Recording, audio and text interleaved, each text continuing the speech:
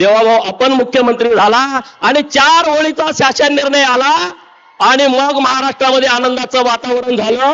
अहिल्यादेवी म्हणल्या होत्या की राजकर्ती जमात बना. राजकर्ती जमात कशासाठी? देवाभाऊनी 4 ओळीचं पत्र मुंबईमधनं काढलं आणि ग्रामपंचायतचा ग्रामसेवकांनी सरपंच पाळायला लागला, पंचायत समितीचा बीडीओ पाळायला लागला, जिल्हा परिषदचा अध्यक्ष, जिल्हा परिषद सीओ म्हणायला लागले अरे जावा दुकानात अहिल्यादेवीचा फोटो मिळतो का बघा. जिल्हाधिकारी कलेक्टर साहेब आणि सगळ्या कार्यालयामध्ये धावाधाव उडाली की अरे अहिल्यादेवीचा फोटो कुठं आहे बघा. अरे त्यांनी कधी अहिल्यादेवी बघितली नव्हती. त्यांना अहिल्यादेवी फोटो आणि सावित्रीबाई फोटोतला फरक कळला. त्यांना राणीची लक्ष्मीबाई घोड्यावर बसलेली कळला, कारण त्यांनी कधी बघितलं नाही. इतका मोठा अन्याय, इतका मोठा अन्याय या देशामध्ये देशासाठी काम करणाऱ्या महापुरुषांच्या बाबतीमध्ये घडला असेल तर ते फक्त आणि फक्त होळकर घराणा आहे. आणि भाऊ तुम्ही न्याय दिला आणि आज आमच्यामध्ये आनंदाचं वातावरण पसरलेलं आहे.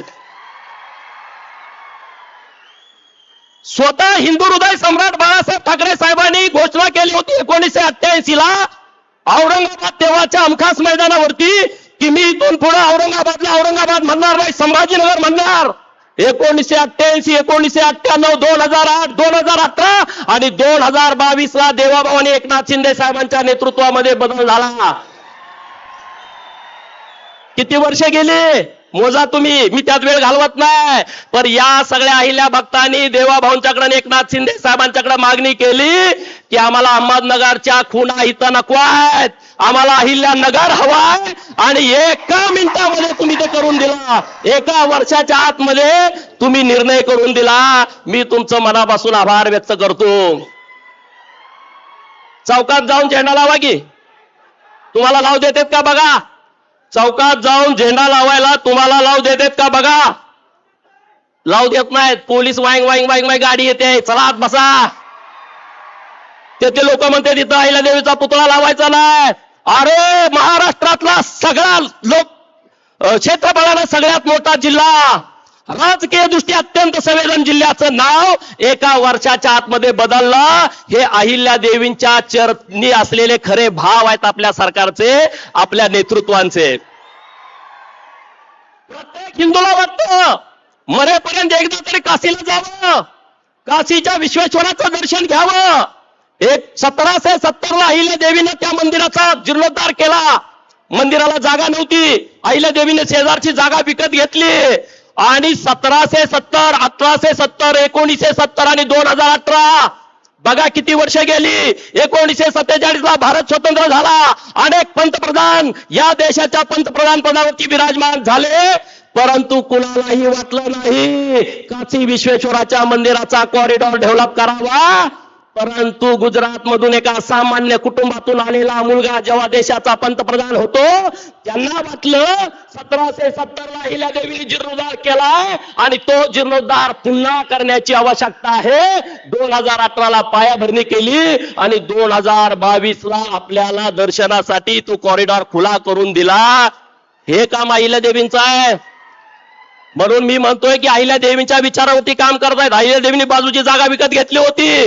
केंद्र सरकार, राज्य सरकार आणि तिथलं देवस्थान त्यांनी अख्ख्या 1 किलोमीटर मध्ये जागा विकत घेतली आणि अहिल्यादेवींचा पूर्णाकृती पुतळा हा तिथं काशी विश्वेश्वराच्या प्रांगणामध्ये बसवला. मित्रांनो, हा आमचा अभिमान आहे, आमचा सन्मान आहे. अहिल्यादेवींच्या कार्याचा केलेला तुम्ही सत्कार आहे. आणि म्हणून आज इथं बोलत असताना अरे इथले सगळे सरपंच आहेत, इथं तुम्ही आमदारांकडे गेला, अहिल्यादेवींचं एक सभामंडप करायचं आहे, 10 लाख रुपये द्या. किती अल्पाने घातले तुम्ही? 10 लाख रुपये मिळवायला मिळाले का तुम्हाला? मिळाले का? खरं सांगा साहेबांना. अहो एका दमात तुम्ही 681 कोटी रुपये दिले. 681 कोटी रुपये.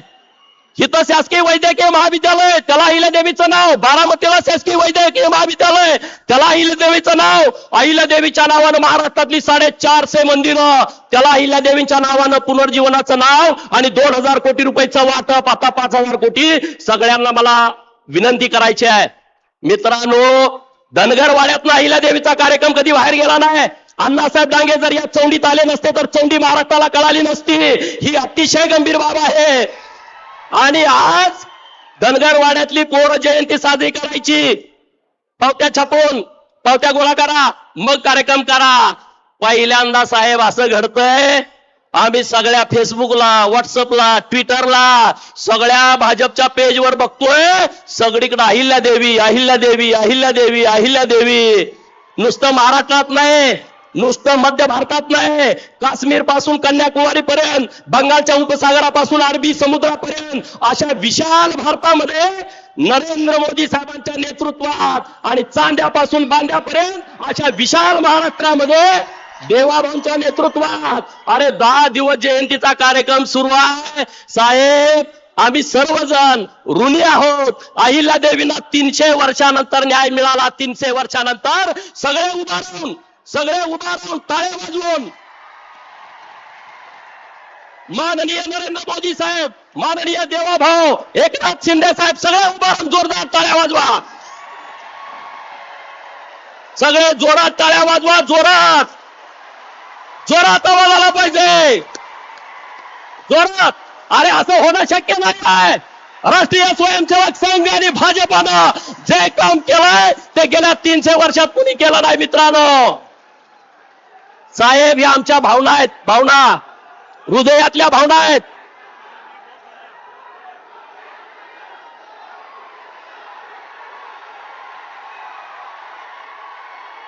साहेब वाईट वाटतंय, हे कुणी काम केलं नाही. अहिल्यादेवींची जयंती कुणी साजरी केली नाही, पण अख्ख्या देशात साजरी होते.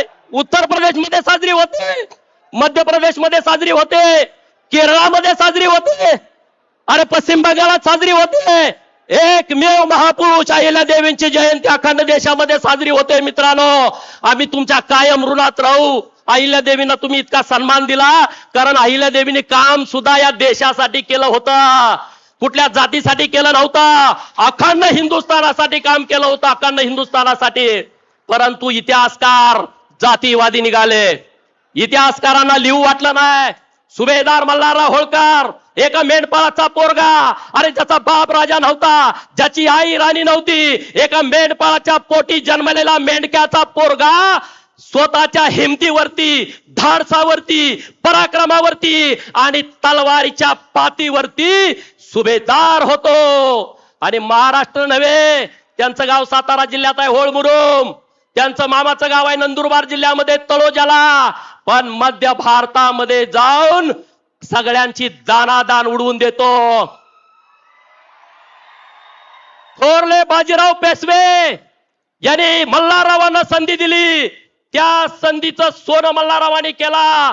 छत्रपती शिवाजी महाराजांच्या पश्चात छत्रपती शिवाजी महाराजांचा मृत्यू आहे 1680 चा, धर्मवीर छत्रपती संभाजी महाराजांचा मृत्यू आहे 1689 चा, आणि सुभेदार मल्हारराव होळकरांचा जन्म आहे 1693 चा. छत्रपती शिवाजी महाराजांच्या नंतर हे हिंदवी स्वराज्याची पताका खांद्यावरती कुणी घ्यायची असा बाका प्रसंग पुढे आला होता. तेव्हा काही सरदार सुभेदार पुढे आले, त्यात सगळ्यात अग्रेसर होते सुभेदार मल्हारराव होळकर. सुभेदार मल्हारराव होळकर, पण त्यांचा इतिहास आला नाही, यशवंतराव होळकरांचा इतिहास आला नाही. आज मी धन्यवाद देतो, नुसतं कार्यक्रम सुरू नाहीत, पुस्तकं लिहायचं सुरू आहे, नुसते कार्यक्रम सुरू नाहीत. अहिल्यादेवींच्या हातामध्ये पिंड असणारा फोटो आम्ही बघितलाय, अहिल्यादेवींच्या घोड्यावरचा तलवार असलेला फोटो आम्ही बघितलाय. पण साहेब सगळ्या इतिहासाचा अभ्यास करून चित्र सुद्धा अहिल्यादेवींची चित्ररूपी इतिहास आमच्या समोर आणण्याचा आता खूप चांगला प्रयोग महाराष्ट्रामध्ये आणि देशामध्ये झालेला आहे. कुठं आहेत ते दुसरे पक्ष? मी टीका टिप्पणी करायला उभा राहिलो नाही. आज फक्त सकाळी 7 वाजता 8 वाजता त्यांनी पोस्ट टाकल्या, अरे सोलापूरच्या विद्यापीठाला नाव दिलं त्याची तुम्हाला पण किंमत नाही.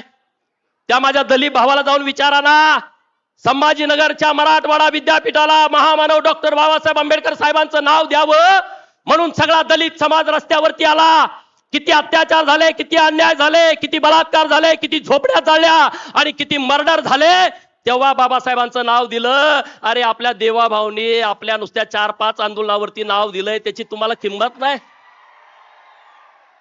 देवाभाऊ आता सोलापूरमध्ये अहिल्यादेवींचा पूर्णाकृती पुतळा तयार आहे आणि नरेंद्र मोदी साहेबांच्या आपल्या उपस्थितीमध्ये तो पुतळा लोकार्पण व्हावा अशी कुलगुरूंची इच्छा आहे.